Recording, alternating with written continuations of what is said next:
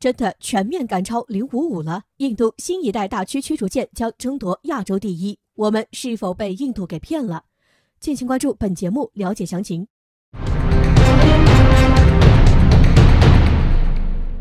之所以印度被称之为万国造，无非是印度国内制造能力薄弱。就印度目前的军事力量，要说是购买各国装备拼凑起来的，也不为过。正是因为这样，在外界看来，与中国相比，印度充其量只不过是跳梁小丑。这些年来，印度国产装备叫得出名字的，也就光辉战机了，还是20世纪80年代的3代战机。尽管这样，也不妨碍印度走上叫嚣中国的道路。近期一则消息让外界纷纷扬言被印度给骗了。为了展开国建国造的运动，印度推出了下一代万吨级大型导弹驱逐舰 P-18。就印度公布关于 P-18 大型驱逐舰的数据显示，该舰满载排水量可高达13000吨。迄今为止，我国055型导弹驱逐舰以12000吨的排水量居亚洲第一。印度研发 P-18 大型驱逐舰，很明显是想取而代之，顶替中国055成为亚洲第一。印度方面计划赋予 P-18 驱逐舰一大波先进技术，比如宙斯盾系统、武器系统、反潜声纳以及区域防空拦截弹道导弹等。不是说印度没能力建造装备，怎么突然出现了 P-18？ 印度之前都是在扮猪吃老虎。与中国055驱逐舰相比，印度 P-18 大型驱逐舰胜算几何？针对这些问题，事实上答案很简单。P-18 驱逐舰根本不具备落地的可能性，印度的造舰能力 ，P-18 驱逐舰最终很可能会一直停留在 PPT 上，成为一款纸面驱逐舰。此前就有传言指出，印度 P-18 驱逐舰或将在30年后下水，而到了那个时候，中国055都处于快退役的状态。这样的消息并不让人意外，熟悉印度军工的人想必都很清楚，印度军工数十年磨一剑的武器装备比比皆是。除了上述所说的光辉战机，还是阿琼主战坦克，以及此前的 P-15B 驱逐舰，都是经过一次又一次的进度延期。哪怕是这样，有的都还没研发出来，有的直接在研发过程中就停止了。至于印度扬言要赋予 P-18 驱逐舰一大波先进技术，也只是说说而已。真正全面掌握这些核心技术的国家，世界上只有中美俄3国，而印度就连攻克其中一项技术的能力都没有，别说全面攻克了，什么时候能下水都尚未可知。当然，印度想要超越我国，发展成海军大国的雄心是有的。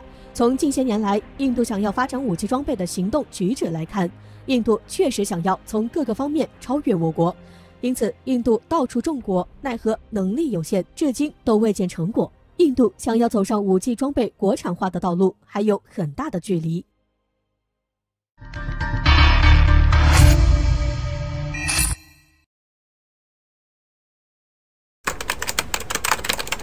面对败局，特朗普开除艾斯珀，这是要搞事情的节奏。对大陆来说，为什么是件好事？敬请关注本节目，了解详情。在挑起一系列军事行为之后，特朗普还是在11月份占了下风。借其败坏之气，他开始拿身边人开刀。美国国防部部长马克·艾斯珀在近日被特朗普亲自解雇。美国反恐中心主任克里斯托夫·米勒将成为新任国防部长。新任防长此前一直就伊拉克、叙利亚以及伊朗等有关的反恐问题上，给特朗普提供了不少建议和帮助。为此，该消息一出，外界都担忧是不是要搞事情的节奏。前几日，台海军方首次对外公开美海军陆战队登台事件。虽说台军每年都会邀请美军奔赴台海与台军进行联合军事训练，但这一次与以往不同的是，台军一改往日遮遮掩掩、偷偷摸摸的作风，高调宣布美军进入台海的消息。在当前台海局势敏感之际，台军此举无疑让局势加剧恶化，分明是想借此对大陆进行威慑，同时展现台海与美国之间军事合作的密切度。至于特朗普在11月份的这场败局中丢尽了面子，怎么可能不做点什么来挽回对自己不利的局面？可以看出，他对自己是败者非常不满。无论是想尽办法否认这样的事实，还是将美国国防部长炒鱿鱼，都是为了上演最后的疯狂做准备。咸鱼要翻身是需要一个机会的，现在的特朗普就在创造这样的机会。新国防部长或许正是他放手一笔的筹码。如此一来，综合一系列因素来看，我们必须要警惕他很可能会为了挽回局面，在台海问题上铤而走险。毕竟在遭遇接连失败后，难保他不会展开报复，而在台海挑起更大的矛盾，无非也是因为他觉得两岸之间的冲突才能够对大陆造成更大的伤害。对特朗普来说，他自己反正都输了，就算这个时候两岸爆发军事冲突，他也不需要负什么责任。再加上一旦冲突开启，大陆在遭到损失的同时，也能给现在的美国打造一个无法面临或者无法解决的局面。一箭双雕的举动，特朗普不可能放过这个机会。局势发展到这个地步，已经不再是危言耸听了，必须提防特朗普上演最后的疯狂。当然，换个角度来看，一旦他为了挽回对自己不利的局面挑起冲突，实际上对于大陆而言，这或许还是件好事。到那时，大陆将可以名正言顺地动用武力来遏制住台海不安分的心。从某种意义上来说，这确实不是坏事。不过，谁也不想发展到那个地步，两岸的民众是无辜的。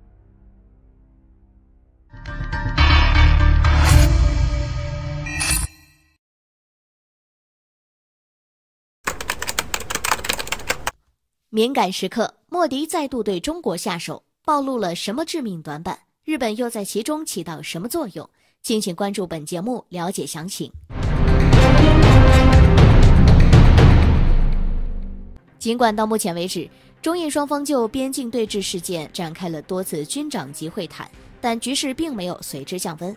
除了此前部署军事力量以及前不久紧急采购大批高原物资以外，近日印度再度对中国下手了。根据印度媒体的消息报道，印度将加大对华脱钩的力度，计划削减中国进口能源、电力领域产品数量。在此之前，印度商业情报局提供了一组数据，该数据显示，在2018年至2019年期间，印度的能源电力行业进口中国的设备所需要花费高达2123亿卢比左右。对此，印度认为这并不符合莫迪在此前所提出对华脱钩的政策。在经过一番商讨后，印度电力部制定出了2份清单，其目的就是为了减少对中国进口，同时实现自力更生。这并不是印度对华脱钩的第一次举动。早在边境发生对峙事件后不久，印度国内就掀起了一场反华浪潮。当时印度人将自己家里的电视机以及有关的中国产品都进行销毁，不少印度人还在衣服上写着抵制中国制造，殊不知就连衣服都是中国制造的。现在印度削减进口中国能源电力产品，就得从其他国家招商引资。就在印度对外释放该信号不久，便吸引日本的关注。日本对外贸组织表示，将计划帮助日本企业以及印度企业展开高科技领域合作。另外，日本有意将日本丰田集团在中国的生产线转移到印度。在印度遭遇困境之际，日本出手相助，明显是在增进双方的关系，准备共同对抗中国。不过，这一仗也可以看出2个问题。日本在此时推波助澜，目的并不单纯。日本向来都在跟随美国的步伐，对华展开各种打压，尤其是企图封锁我国的经济。如今向印度释放积极信号，分析认为，日本是想趁这个时候拉拢印度，一旦有了印度这个盟友，胜算就会更大一些。换句话来说，日本在借此拉拢人心。就印度的态度来看，日本初步拉拢计划是成功的。另一方面，莫迪想要摆脱中国的依赖，以实现自力更生的举动，反而暴露了致命短板。一旦强行摆脱，印度所面临的不仅仅是经济下降，还有国内生产能力的问题。印度这些年来基本上都靠进口，嘴上说着自力更生，实际上做了哪些？另外，此次印度电力部门制定的2份清单里，光是需要从中国进口的物项就有239个，印度具备生产能力的才只有95个。想要不靠中国同时实现自力更生，印度还没有这个能力。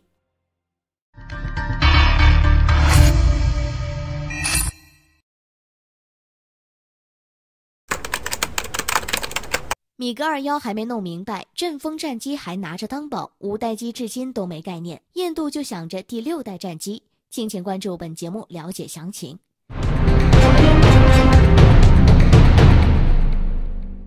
此前有消息指出，英国方面有意与印度联合研发第6代战斗机，并计划在2040年之前开发出第6代战斗机，以替代老旧的台风战斗机。与5代机注重隐身性能不同的是，第6代战斗机暴风主要是注重人工智能。可为什么会邀请印度参加？印度研制战机的实力如何？这几乎是所有人都知道的事情。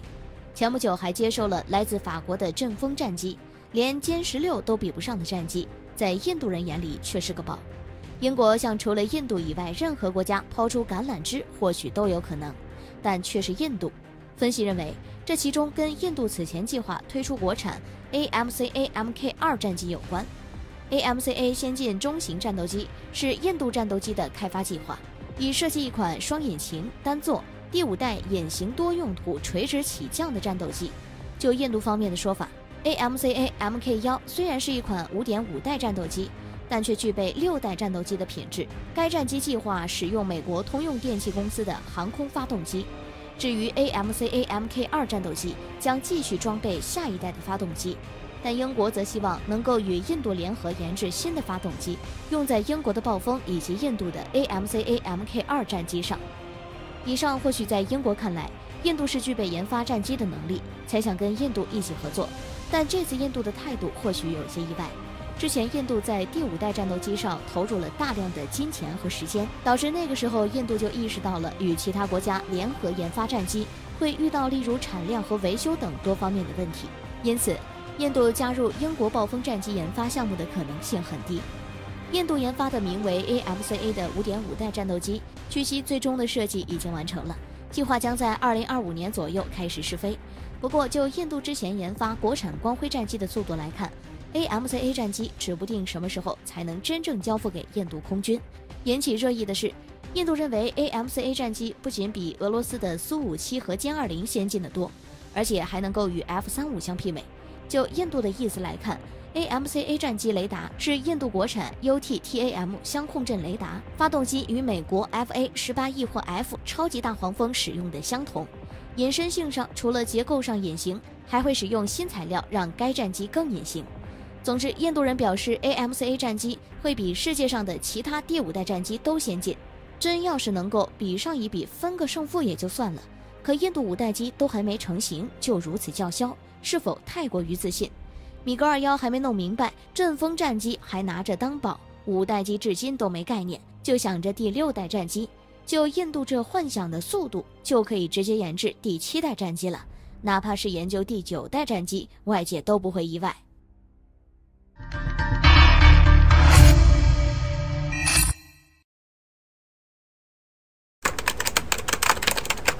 日本不是要撤离上千家日企吗？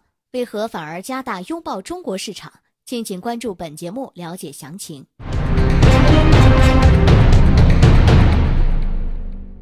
目前第3届中国国际进口博览会的进程已经过半。根据进口博览局的最新数据显示，本届展会线上线下共有67个国家的1351家采购商参会，以及674家展会，达成合作意向861项。在营造良好洽谈环境的背景下，此次进博会为央企、地方企业采购商们提供了免费签约台的服务，以及配好的活动室等。值得注意的是，此次参展企业中属日本的企业最多。该消息一出，引起一片哗然。日本跟随美国的步伐，充当美国小跟班是众所周知的事情。美国与中国之间的关系随着我国近些年的发展变得越来越紧张，以至于日本对中国的敌意也越发强硬。例如此次疫情，美国就联合包括日本在内的多个国家在海上展开军事演习，挑衅中国，一度造成南部海域局势加剧恶化。加上在其他领域，日本也没有放松针对中国，因此日本带着这么多日本企业拥抱中国市场，也就难免让外界好奇其原因了。更何况日本前不久还在扬言要撤离上千家日本企业离开中国，到底这背后藏着什么样的目的？其实根本没有那么复杂。日本已经看清楚日本企业离不开中国市场的现实，嘴上说着要跟中国市场断绝关系，行为举止却暴露了。就拿此前日本宣布了一批87家撤企名单来说，看上去气势汹汹，但仔细一看就能看出其中的端倪。这些企业要么就是即将被淘汰，要么就是制造的一些低端产品。可见日本从一开始就没打算要撤离中国市场。既然如此，为什么要对外高调表示要撤离日企离开中国呢？分析认为，这完全是为了在美国面前给自己一个台阶下。值得一提，日本一方面在说着要撤离，另一方面却还在加大日企在中国的投入，比如像汽车等高端制造都留在了中国。虽说我们被日本耍了，但也能看出一个问题：日本的举动会让世界上更多的国家看清楚中国市场的重要性，让他们意识到中国市场不可替代性。此次报道中，全球各国企业都积极参展，甚至有不远万里、历经多次辗转，也有为了克服疫情隔离多日也要来赴约的，充分说明了世界各国企业认识到了此次展会的重要性，以及看好中国市场的巨大潜力。与此同时，日本的举动也是在告诉我们，只要我们站稳脚跟，继续努力的发展，世界就终究会有站在中国这边的一天。